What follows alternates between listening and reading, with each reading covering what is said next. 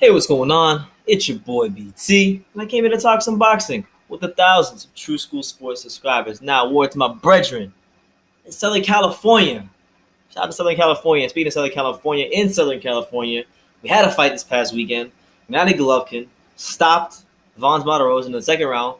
It was whatever. Honestly, the card was whatever. There was a good fight with Cecilia Brækhus on the undercard. It was good to see her make her not her American debut because HBO be lying. She actually fought here in South Florida way back in like 2005 or six. But her, as far as cable, yeah, her debut.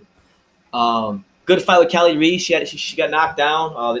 Some good exchanges, but the card wasn't as good as it could have been because Roman Gonzalez wasn't on it. So obviously, with unknown women's fighters to a lot of people on the undercard as a co-main, and then Gennady Golovkin fighting a 154 pounder on short notice, not the most attractive card in the world. But you'd be fooled if you look at the numbers because the numbers are in, and the numbers say that Golovkin versus Vons Matarosen is the most watched cable boxing match of 2018.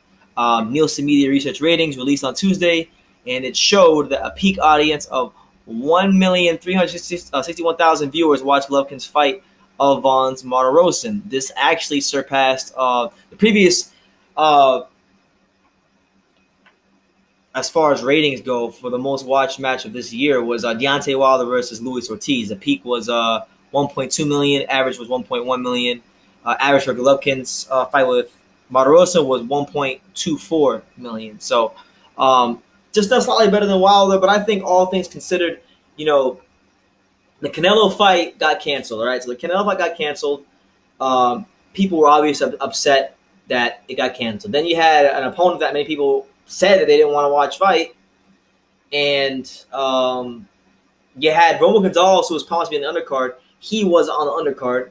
And then the co-main was a woman's fight. And no disrespect to Cecilia Brækhus and Callie Reese, it was a good fight. But they're not, going to bring that many viewers to watch the fight, just being honest.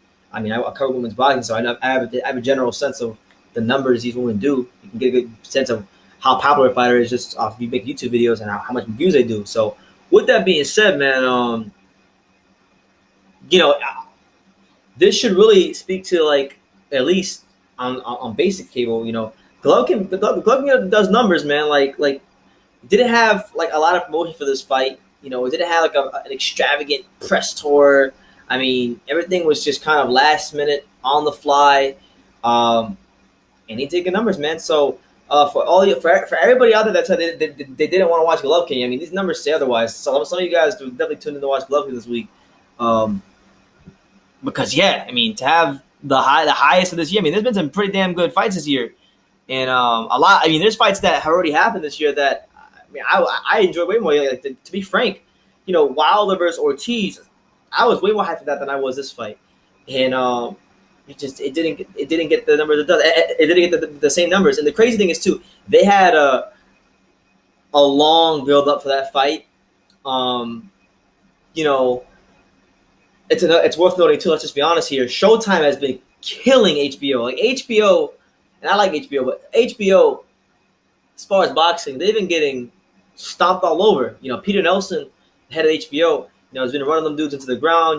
Because of the way he's ran HBO, it's allowed Bob Arum to take a lot of guys who used to fight on HBO to ESPN, and he doesn't really have a lot to compete with those people anymore. So he fought on the network, and no disrespect, he fought on the network, but HBO for boxing at least is not on the same level as Showtime. I think anybody who's been following boxing for the last year or two knows that Showtime has been kicking ass as far as the amount of quality fights they've been putting on, and I've enjoyed a lot of them. So it's also worth noting that he fought on HBO.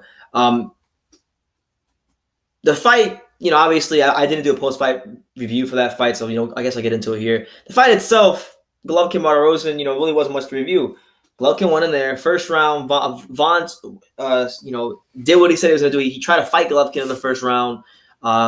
Landed some good shots. Obviously, Gennady has a very sturdy chin, probably one of the best chins in boxing, and took the shots rather well. Second round came. Golovkin began to find his range, and the minute he found his range and started landing some hard shots, the fight was over. He landed. I think before the knockout, he stopped. I mean, he landed about 10 punches in a row, before Vaughn's Martirosyan actually they waved the fight off. So wasn't really much of a main event, but it was an event.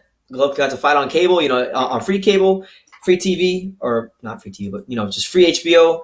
Probably the last time I would venture to say, I think it's gonna be the last time he'll probably ever fight on free HBO. So, because I think from this point forward, Canelo fight's gonna happen probably in September. That'll be pay per view, and anything after that will be probably pay per view because he's a star. But a guy like is a star, so good numbers for him. Good numbers for HBO.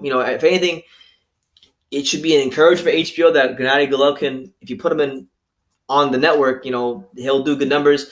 Maybe because of these numbers, if the Canelo fight can't happen for whatever reason, they can have Golovkin fight the likes of Daria Ivanchenko, because that's a fight that a lot of people want to see.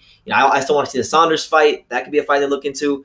But yeah, Gennady Golovkin, Martirosyan, cable's most watched boxing match thus far in 2018. So let me know what you guys think in the comments down below about this whole scenario and how Gennady Golovkin is the ratings king thus far in the world of boxing. Leave your comments down below. Take the time to subscribe, and like I say in every gosh darn video, you can love me or you can hate me, but I'm just giving dang it. So until next time, take care, guys.